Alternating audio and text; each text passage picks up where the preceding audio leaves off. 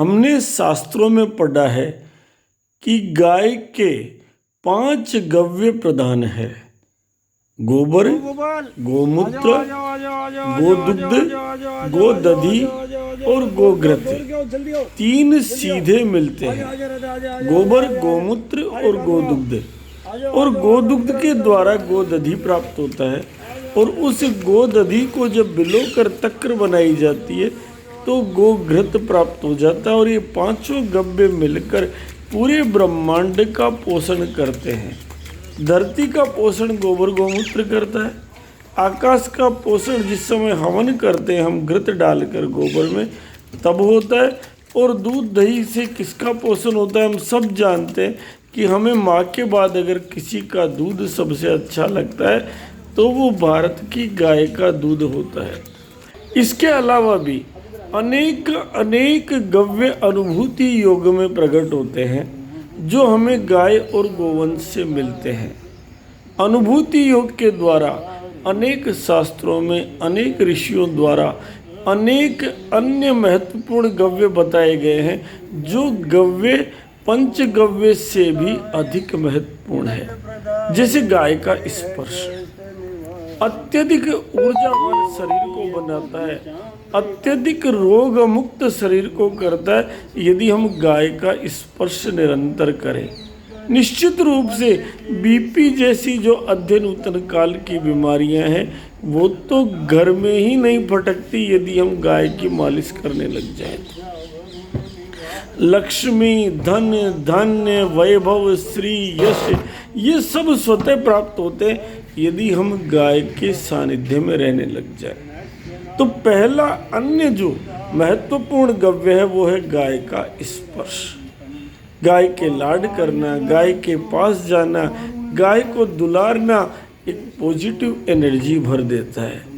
और उसके बाद इस महत्वपूर्ण घटक की एक सबसे बड़ी बात यह है कि ये गाय के साथ नंदी भगवान का स्पर्श किया जाए तो बहुत बड़े पुण्य का कारक बनता है। शास्त्र प्रमाण है, अनुभूति योग है कि यदि संतान नहीं हो रही हो और वो मातृशक्ति नंदी भगवान की कुछ दिन मसाज करे, उनके गोमूत्र के आसपास रहे तो मान के चलिए उसका वंध्या का कष्ट निवारण हो जाता है। इसलिए गाय और गोवंश दोनों ही पवित्र है। दोनों का स्पर्श एक बहुत बड़ा गव्य है जिसका आनंद हमें तब मिलता है जब हमारा घर गाय और गोवंश से युक्त होता है। दूसरा महत्वपूर्ण घटक इसका है, इस गौ माता का नंदी भगवान का श्वास, इसका श्वास पूरे वातावरण को सुरभित कर देता है, सुगंधित कर देता है और रोगों को वहाँ से भगा देता है। जितने भी सूक्ष्म जीव जो हानिकारक है वो वहाँ से पलायन कर जाते हैं, चाहे वो बैक्टीरिया हो चाहे वो वायरस हो, स्वतः घर छोड़कर चले जाते हैं। अर्थात राहु और केतु उस जगह को छोड़ देते हैं जहाँ गाय और गोवंश की विद्यमानता होती है।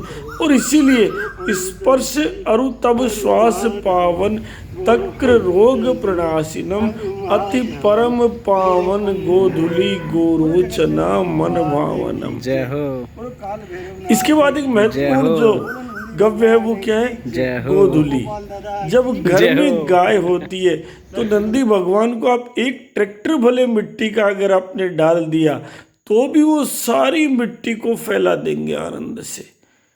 और जब दौड़ती हुई गाय आती है तो गोधुली जो उगती है, उदय होता है, उस समय ऐसा लगता है उस गोधुली को देखकर कि इससे सुंदर कोई समय नहीं हो सकता, मुहूर्त नहीं हो सकता। इसलिए ऐसे सारे अनेक गव्य प्राप्त करने के लिए हम अपने घर को गोवंश से युक्त करें, गाय से युक्त करें, स्वतः ही हम रोग मुक्त हो जाएंगे, ऋण मुक्त हो जाएंगे और आनंद की प्राप्ति स्वतः होने लगेगी।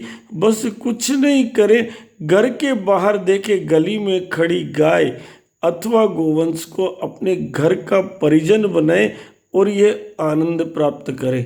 बोली जगत जननी गौ माता की जय, बोले नंदी भगवान की जय, बोले काल भैरवनाथ की जय।